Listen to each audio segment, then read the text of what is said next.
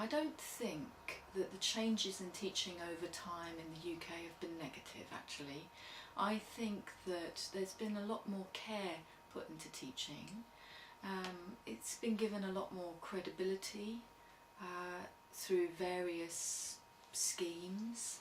And I think that over time we've come to understand that teaching students matters, and how you engage with students matters. And I wonder whether that was so explicit when I started teaching, and the need to develop your colleagues as teachers and get them to reflect. It's the reflection that's changed. That's really at the heart of it. It's the need to reflect upon your teaching practices and how you go about reflecting on your teaching practice. It's a continual process, and it's an important process. And that's part of your development as an academic as well. It's become integrated.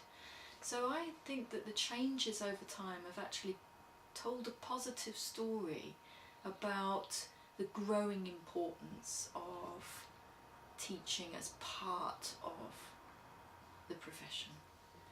I think there's an immediate issue for the future of teaching, and it's an important one, because in the UK we're now moving to a fees regime. And while I think that in many ways we've always cared about our teaching, we've always cared about what we do, my worry is that sometimes those who don't really understand what it's like to be a teacher on the ground see quick fix solutions to managing student expectations. I'll give you an example of contact hours. I don't believe that simply increasing contact hours solves the problem of managing student expectation.